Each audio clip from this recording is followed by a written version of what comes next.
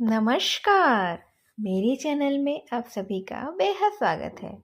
आज मैं आप सबके लिए लेकर आई हूँ कथा सम्राट और कहानियों के भी सम्राट मुंशी प्रेमचंद जी के कहानियों के संकलन में से एक बेहद ही दिलचस्प कहानी जिसका शीर्षक है नरक का मार्ग। इसे सुनने से पहले आप मेरे चैनल को लाइक और सब्सक्राइब कर दीजिए। तो चलिए आइए शुरू करते हैं यह कहानी। रात के समय भक्तमाला पढ़ते पढ़ते न जाने कब नींद आ गई। कैसे कैसे महात्मा थे जिनके लिए भगवत प्रेम ही सब कुछ था, इसी में मग्न भी रहते थे। ऐसी भक्ति बड़ी ही तपस्या से मिलती है। क्या मैं वह तपस्या नहीं कर सकती? इस जीवन में और कौन सा सुख रखा है आभूषणों से जिसे प्रेम हो जाने। यहाँ तो इनको देखकर आंखें ही फूटती हैं। धन दौलत पर जो प्राण देता हो वही जाने। यहाँ तो इसका नाम सुनकर ही मुझे ज्वर सा चढ़ाता है। कल पगली सुशीला ने कितनी उमंगों से मेरा श्रृंगार किया था, कितने प्रेम से बालों में फूल गूंथ दिए थे। कितना मना करती रही, ना ही मानी वो। आखिर वही हुआ जिसका मुझे भय था। जितनी देर उसके साथ हंसी थी उससे कहीं ज्यादा मैं रोई थी। संसार में ऐसी कोई भी स्त्री है जिसका पति उसका श्रृंगार देखकर सिर से पांव तक जल उठेगा? कौन ऐसी स्त्री है जो अपने पति के मुंह से ये शब्द सुने, तुम मेरा परलोक बिगाड़ोगी और कुछ नहीं, तुम्हारे रंग ढंग कहे देते हैं यह सब। और मनुष्य उसका दिल विष खा लेने को चाहता है। हे भगवान, संसार में ऐसे भी मनुष्य हैं। आखिर मैं नीचे चली गई और भक्तिमाला ही पढ़ने लगी। अब वृंदावन बिहारी की ही सेवा करूंगी, उन्हीं को अपना श्रृंगार दिखाऊंगी। वह तो देखकर नहीं जलेंगे ना, वह तो हमारे मन का सारा हाल जानते हैं। हे भगवान, मैं अपने मन को कैसे समझाऊं? तुम अंतर्यामी हो, तुम मेरे रोम रोम का हाल जानते हो। मैं तो चाहती हूँ कि उन्हें अपना इष्ट समझूं, उनके ही चरणों की सेवा करूं, उनके इशारों पर चलूं।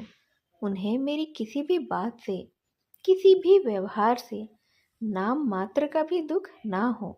वह निर्दोष है। जो भी कुछ मेरे भाग्य में था वही तो हुआ ना। ना उनका दोष है, ना माता पिता का। का सारा दोष तो मेरे ही नसीबों का है। लेकिन यह सब जानते हुए भी जब भी मैं उन्हें आते देखती हूँ तो मेरा दिल बैठ जाता है। मुंह पर मूर्धनी सी छा जाती है और सिर भारी हो जाता है। जी चाहता है कि उनकी सूरत ना देखूं, बात तक करने को मेरा जी नहीं चाहता। कदाचित शत्रु को भी देखकर किसी का मन इतना क्लांत नहीं होता होगा। उनके आने के समय दिल में धड़कन सी होने लगती है। 2-1 दिन के लिए कहीं चले जाते हैं तो दिल पर से बोझ उठ सा जाता है। तब मैं हंसती भी हूँ, बोलती भी हूँ। जीवन में कुछ आनंद भी मुझे आने लगता है। लेकिन उनके आने का समाचार पाते ही फिर से चारों ओर अंधकार।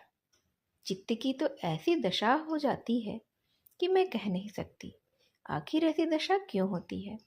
मुझे तो ऐसा जान पड़ता है कि पूर्व जन्म में हम दोनों में बैर था और उसी बैर का बदला लेने के लिए उन्होंने मुझसे इस जन्म में विवाह किया है। वही पुराने संस्कार हमारे मन में बने हुए हैं, नहीं तो वह मुझे देख देख कर क्यों जलते और मैं उनकी सूरत से क्यों घृणा करती। विवाह करने का तो यह मतलब ही नहीं हुआ करता है। मैं अपने घर कहीं से सुखी थी। कदाचित मैं जीवन पर्यंत अपने ही घर में आनंद से रह सकती थी। लेकिन इस लोक प्रथा का बुरा हो जाए जो अभागिन कन्याओं को किसी न किसी पुरुष के गले में बांध ही देती हैं और ऐसा करना अनिवार्य समझती हैं। यह वह क्या जानता है कि कितनी युवतियां उनके नाम को ही रो रही हैं, कितनी अभिलाषाओं से लहराते हुए कोमल हृदय उसके पैरों के तले रौंदे जा रहे हैं। युवती के लिए पति कैसी कैसी मधुर कल्पनाओं का स्रोत होता है। पुरुष में जो उत्तम है, श्रेष्ठ है, दर्शनीय है, उसकी सजीव मूर्ति इस शब्द के ध्यान में ही आती है। उसकी नजरों के सामने वह आकर ही खड़ी हो जाती है। लेकिन मेरे लिए यह शब्द आखिर क्या है? हृदय में उठने वाला शूल, कलेजे में खटकने वाला कांटा, आंखों में गड़ने वाली किरकिरी, अंतःकरण को भेदने वाला एक व्यंग बाण। सुशीला को हमेशा मैं हंसते देखती हूँ। वह कभी अपनी दरिद्रता का किसी भी तरह से कोई गिला नहीं करती। गहने नहीं है, कपड़े नहीं है, भाड़े के नन्हे से मकान में रहती है। अपने ही हाथों से वह घर का सारा कामकाज भी करती है। फिर भी उसे रोते नहीं देखती हूँ। अगर अपने बस की बात होती तो आज अपने धन को उसकी दरिद्रता से मैं बदल लेती। अपने पतिदेव को मुस्कुराते हुए घर में आते देखकर उसका सारा दुख, उसका दारिद्र्य छूमंतर हो जाता है। छाती गज भर की हो जाती है। उसके प्रेमालिंगन में वह सुख है जिस पर तीनों लोगों का धन न्यौछावर कर दूं मैं। आज मुझसे जब्त नहीं हो सका। मैंने पूछा, तुमने मुझसे किस लिए विवाह किया था?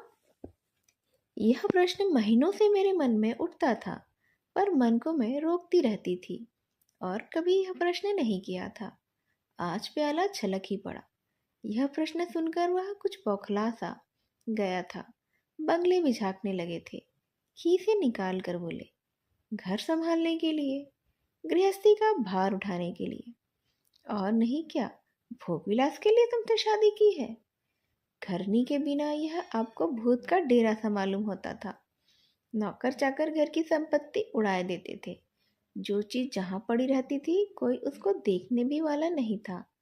तो अब मालूम हुआ कि मैं इस घर की चौकसी के लिए लाई गई हूँ। मुझे इस घर की रक्षा करनी चाहिए और अपने को इसी में धन्य समझना चाहिए कि यह सारी की सारी संपत्ति मेरी है। मुख्य वस्तु तो संपत्ति ही है। मैं तो केवल चौकीदारिन हूँ। ऐसे घर में आज ही आग लग जाए। अब तक तो मैं अनजाने में घर की चौकसी करती थी।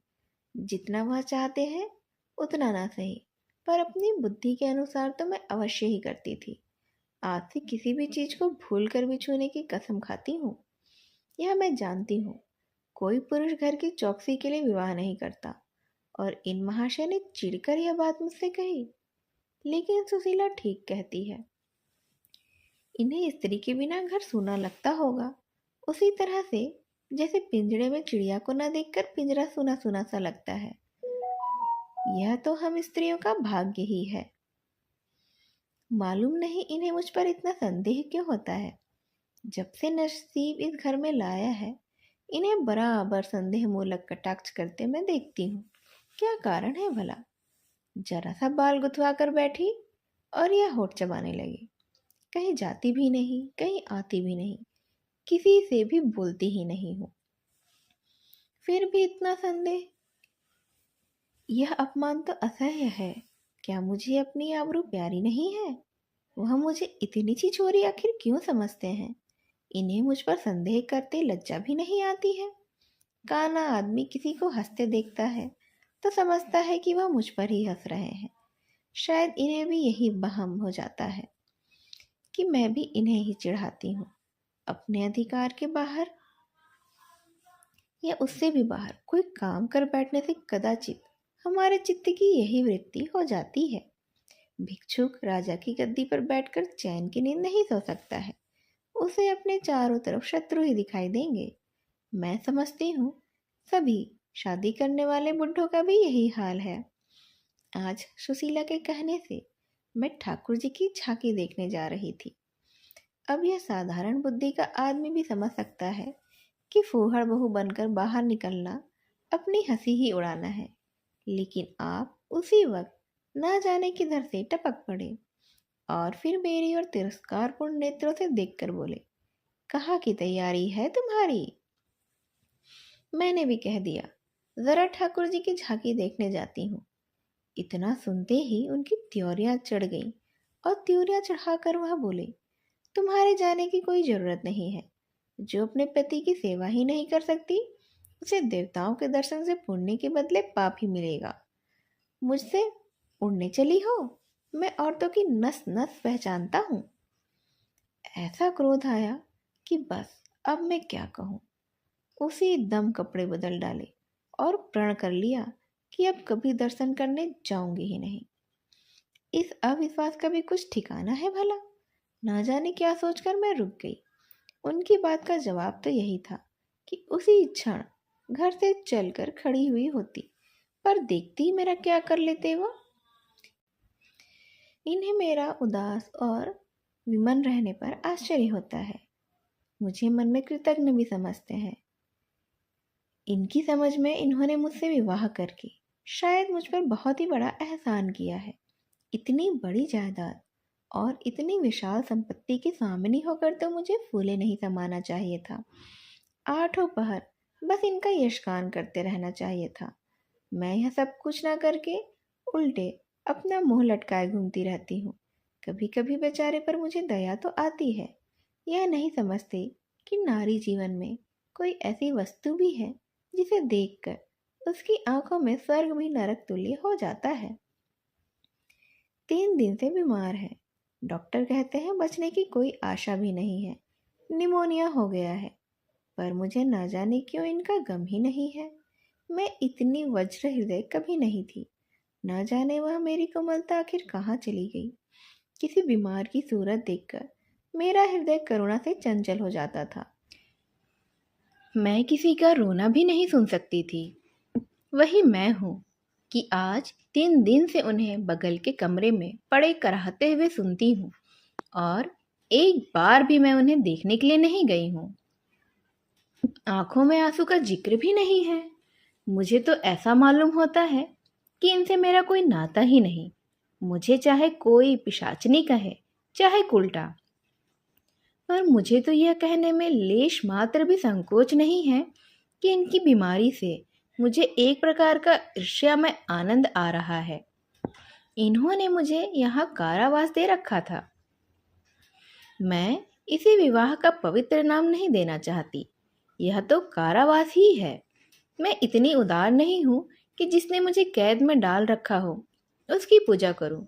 जो मुझे लात से मारे उसके पैरों को चूम लूँ। मुझे तो मालूम हो रहा था ईश्वर इन्हें इस पाप का ही दंड दे रहे हैं। मैं निसंकोच होकर कहती हूँ कि मेरा इनसे विवाह नहीं हुआ है। स्त्री किसी के गले बांध दिए जाने से ही उसकी विवाहिता नहीं हो जाती है। वही संयोग विवाह का पद भी पा सकता है, जिसमें कम से कम एक बार तो हृदय प्रेम से पुलकित हो जाए। सुनती हूँ महाशय अपने कमरे में पड़े पड़े मुझे कोसा करते हैं। अपनी बीमारी का सारा बुखार मुझ पर ही निकालते हैं, लेकिन यहाँ इसकी परवाह नहीं है। जिसका जी चाहे जायदाद ले ले, धन ले ले, मुझे तो इसकी जरूरत ही नहीं है। आज 3 दिन हो गए मैं विधवा हो गई हूँ। कम से कम लोग यही कहते तो हैं, जिसका जो चीज चाहे कहे। पर मैं अपने को जो कुछ समझती हूँ वही समझती हूँ। मैंने चूड़ियाँ नहीं तोड़ी, क्यों तोड़ूंगी? आखिर क्यों तोड़ूं मैं? मांग में सिंदूर कभी भी न डालती थी, अब भी नहीं डालती हूँ। बूढ़े बाबा का क्रियाकर्म उनके सुपुत्र ने ही किया, मैं पास भी न फटकी। घर में मुझ पर मनमानी आलोचनाएं होती हैं। कोई मेरे गुथे हुए बालों को देखकर नाक सिकोड़ लेता है, कोई मेरे आभूषणों पर अपनी आंखें मटकाता है। यहाँ इसकी चिंता ही किसे है? नहीं है। इन्हें चिढ़ाने को मैं भी रंग बिरंगी साड़ियाँ पहनती हूँ और भी बनती संवरती हूँ। मुझे जरा भी इस बात का दुख नहीं है। मैं तो कैद से ही छूट गई हूँ। इधर कई दिन सुशीला के घर गई। छोटा सा मकान है, कोई भी सजावट नहीं है, न सामान है, चारपाइयाँ तक नहीं है, पर यह सुशीला कितने आनंद से रहती है। उसका उल्लास देखकर मेरे मन में भी भांति भांति की कल्पनाएं उठने लगती है। उन्हें कुत्सित आखिर क्यों कहूँ, जब मेरा मन उन्हें कुत्सित ही नहीं समझता है। इनके जीवन में कितना उत्साह है। आंखें मुस्कुराती ही रहती हैं, होठों पर एक मधुर हाथ से खेलता रहता है। बातों में प्रेम का स्रोत बहुता ही जन आ पड़ता है। इस आनंद से चाहे वह कितना ही क्षणिक हो। जीवन सफल तो हो जाता है, फिर उसे कोई भूल भी नहीं सकता। उसी स्मृति अंत तक के लिए काफी हो जाती है।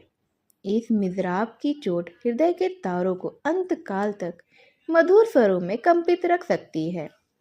एक दिन मैंने सुशीला से कहा, अगर तेरे पतिदेव कहीं परदेश चले जाएं, तो रोते रोते मर ही जाएगी तू तो। सुशीला ने गंभीर भाव से बोला, नहीं बहन, मरूंगी नहीं। उनकी याद सदैव ही प्रफुल्लित करती रहेगी, चाहे उन्हें परदेश में बरसों ही क्यों न लग जाए। मैं यही प्रेम चाहती हूँ। इसी चोट के लिए मेरा मन तड़पता रहता है। मैं भी ऐसी स्मृति चाहती हूँ जिससे दिल के तार सदैव ही बजते रहें, जिसका नशा नित्य ही छाया रहे। रात को रोते रोते हिचकियाँ बंध गई। न जाने क्यों दिल भर आता था। अपना जीवन सामने एक बीहड़ मैदान की भांति फैला हुआ मालूम होता था, जहाँ बगुलों की सिवा हरियाली के नाम ही नहीं है। घर फाड़े खाता था। चित्त ऐसा चंचल हो रहा था कि कहीं उड़ चली जाऊं। आजकल भक्ति के ग्रंथों की ओर ताकने को भी जी नहीं चाहता। कहीं सैर करने का भी जी नहीं होता है। क्या चाहती हूँ वह मैं खुद स्वयं ही नहीं जानती हूँ। लेकिन मैं तो जानती, वह मेरा एक एक रोम रोम जानता है। मैं अपनी भावनाओं को सजीव मूर्ति हूँ। मेरा एक एक अंग मेरी आंतरिक वेदना का आर्तनाद हो रहा है।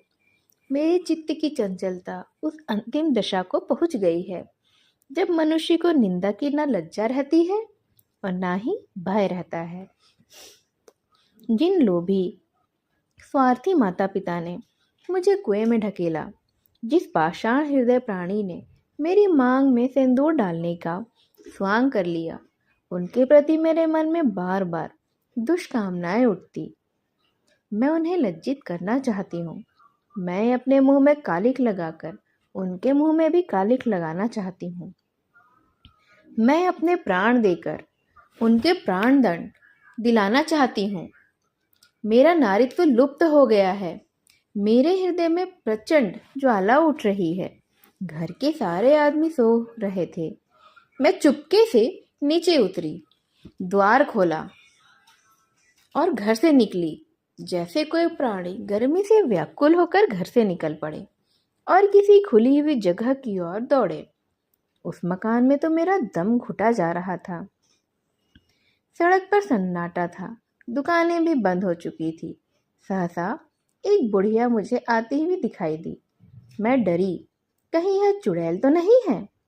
बुढ़िया ने मेरे समीप आकर मुझे सिर से पांव तक देखा और बोली, किसकी राह देख रही हो? मैंने चिढ़कर कहा, मौत की। बुढ़िया ने कहा, तुम्हारे नसीबों में तो अभी जिंदगी के बड़े बड़े सुख भोगने लिखे हैं।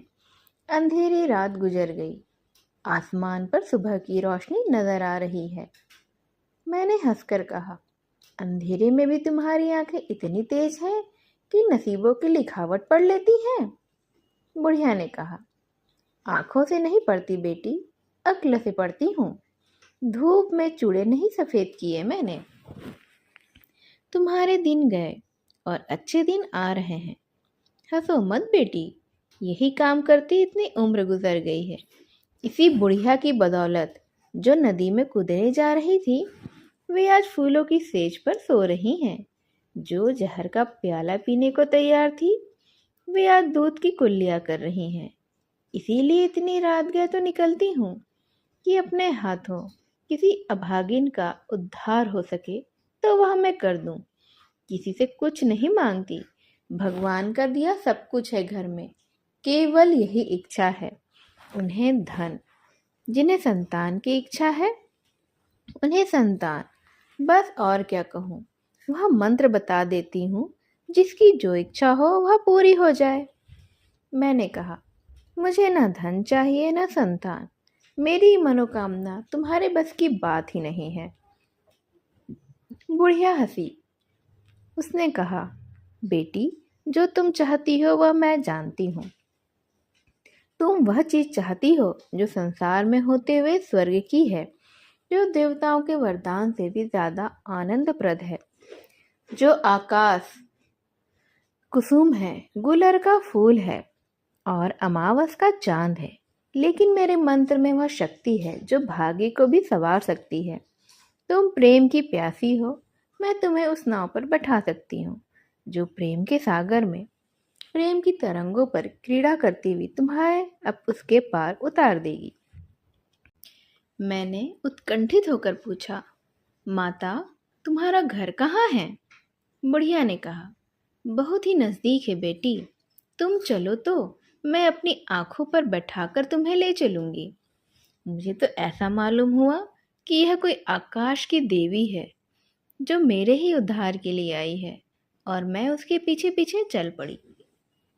ओह, वह बुढ़िया जिसे मैं आकाश की देवी समझती थी, वह तो नर्क की डाइन निकली। मेरा सर्वनाश हो गया। मैं अमृत खोजती थी, विष मिला। निर्मल स्वच्छ प्रेम की प्यासी थी, गंदी विषाक्त नाले में गिर पड़ी। वह वस्तु न मिलनी थी, न मिली। मैं सुशीला का सा सुख चाहती थी, उल्टाओं की विषय वासना नहीं। लेकिन जीवन पथ में एक बार उल्टी राह चलकर फिर सीधे मार्ग पर आना बेहद कठिन होता है। लेकिन मेरे अधःपतन का अपराध मेरे सिर नहीं, मेरे माता पिता और उस बूढ़े पर है जो मेरा स्वामी बनना चाहता था। मैं यह पंक्तियां न लिखती, लेकिन इस विचार से लिख रही हूँ कि मेरी आत्मकथा पढ़कर ही लोगों की आंखें खुले। मैं फिर कहती हूँ कि अब भी अपनी बालिकाओं के लिए मत देखो धन, मत देखो जायदाद, मत देखो कुलीनता, सिर्फ और सिर्फ केवल वर देखो। अगर उसके लिए जोड़ा का वर नहीं पा सकते तो लड़की को कुंवारी रख छोड़ो, जहर देकर मार डालो, गला घोट डालो, पर किसी बूढ़े खुसट से उसे मत ब्याहो। स्त्री सब कुछ सहन कर सकती है, दारुण से दारुण दुख, बड़े से बड़ा संकट। लेकिन अगर नहीं सह सकती तो अपने यौवन काल की उमंगों का कुचला जाना। रही मैं, मेरे लिए अब इस जीवन में तो कोई आशा नहीं है। इस अधम दशा को भी मैं उस दशा में न बदलूंगी जिससे मैं निकल कर आई हूँ। इस तरह से मुंशी प्रेमचंद जी की लिखी हुई यह कहानी नर्क का मार्ग हमें उस समय की सामाजिक दशा को दर्शाती हुई कहानी है। यह हमें बताती है कि उस समय किस तरह से एक कुंवारी नवयौवन कन्या को किसी बुजुर्ग के हाथों बांध दिया जाता था, और किस तरह से वह अपनी आशाओं को, अपनी उमंगों को दबाती थी, और कुछ तो किस तरह से अधम मार्ग में चली जाती थी। मेरी इस कहानी को ध्यान से सुनने के लिए आप सभी का धन्यवाद। नमस्कार।